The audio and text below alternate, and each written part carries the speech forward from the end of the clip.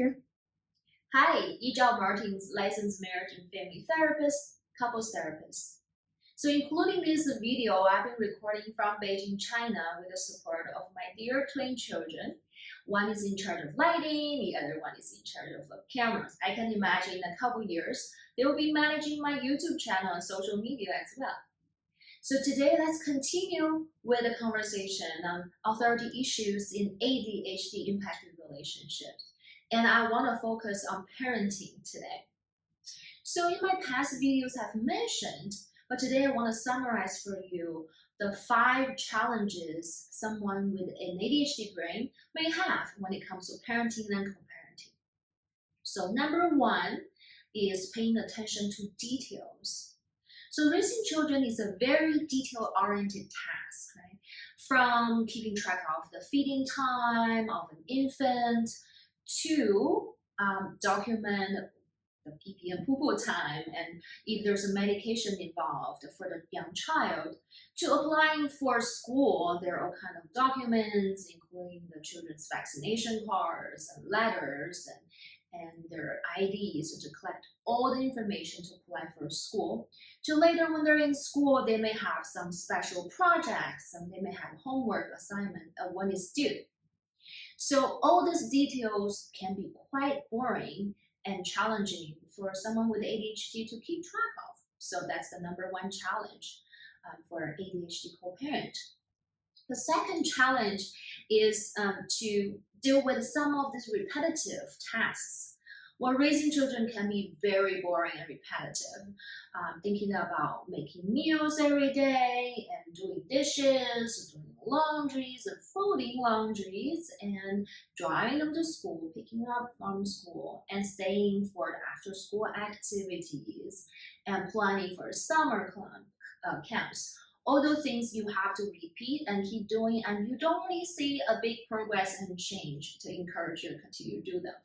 So those can be really tasking for someone with ADHD that have a hard time with repetitive and boring tasks. So the number 3 is their impulsivity. Sometimes the parent and the child both are being impulsive and they can trigger each other, and they may have emotional dysregulation challenges. You can see a child being screaming and crying, and the parent also is losing it. And that's very hard for everybody's nervous system.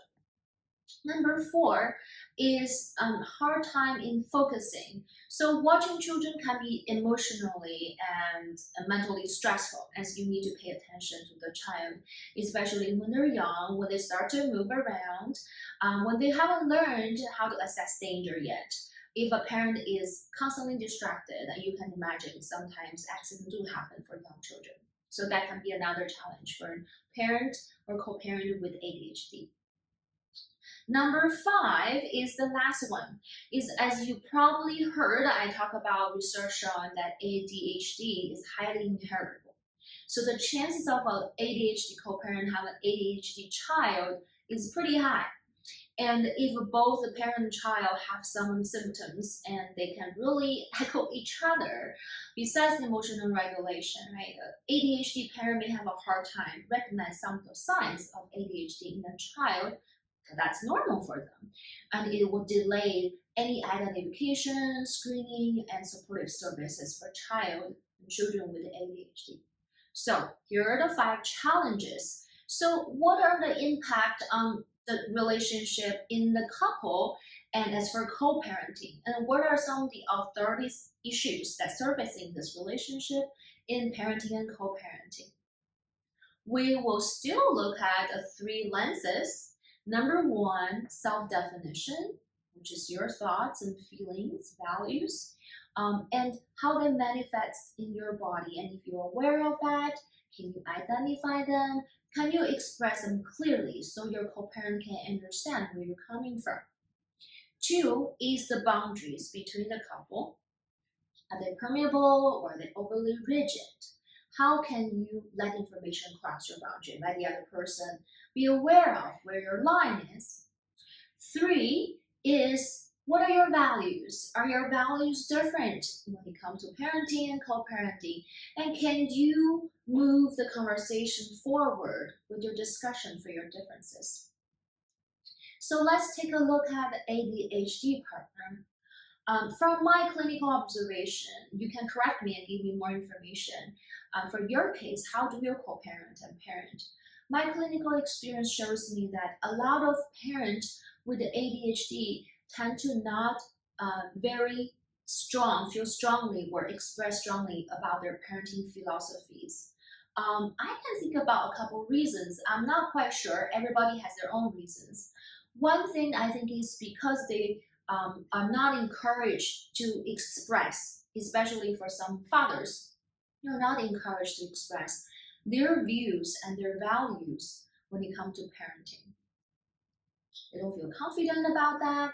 They don't think they know enough of that. So they don't really talk about it. And their co-parent, the non-ADHD partner, tend to take over and overfunction and do not give them the opportunity to express their parenting values and philosophies. So that come in a pair. One is overfunctional, the other one is kind of underfunctioning. So that forms a ADHD partner or co-parent that is not very clearly defining their thoughts about parenting. When it comes to feelings, I have mentioned before in previous videos, a lot of individuals with ADHD tend to be more avoidant when it comes to expressing their feelings.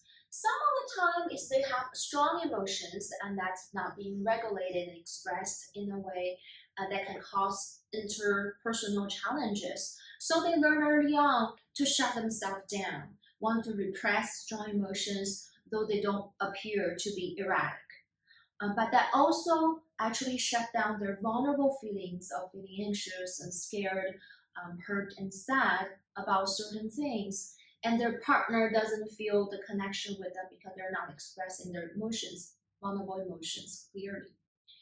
And then that actually, when it comes to a pair, the other co-parent, the non-ADHD co-parent, tend to have a lot of feelings that's expressed externally, including resentment, anger, frustration, hurt.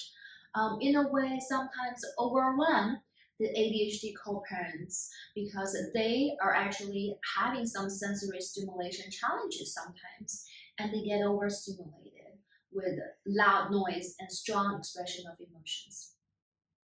So number three is how they manifest in their body.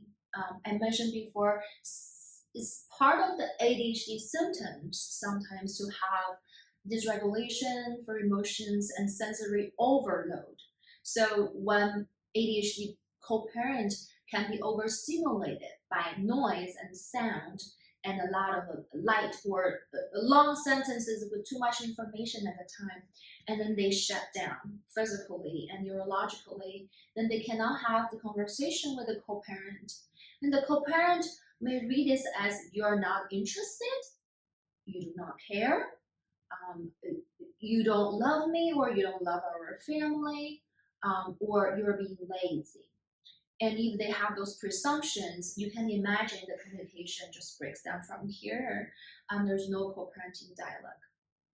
So that's the first part, the self-definition, how the two partners or co-parents are different and how they create this dynamic of pursuing, over-functioning, under-functioning, and guess what happens to the children? The children actually suffer from the co-parents are not collaborating beautifully and really fully use both co-parents' skills and resources for their children's development. Now, the second category we're looking at in authority issues is the boundary.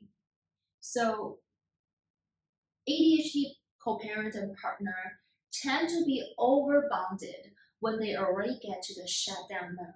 They close their boundary, they do not receive any information, they block all the information from thoughts and feelings and sensory information so they can recuperate and they can go back to themselves. Well, the other co-parent are overbound, over-opening in their boundary. They're too permeable. They're overreaching their boundary and taking on more parenting tasks and giving her more information than the ADHD co-parent can receive and integrate. So that creates this their system that's not functioning. Not saying one person is right or wrong. It's just how the status of the situation is that creates a dysfunctional dynamic that the co-parents cannot work together and their information got lost and not efficiently used for parenting their children.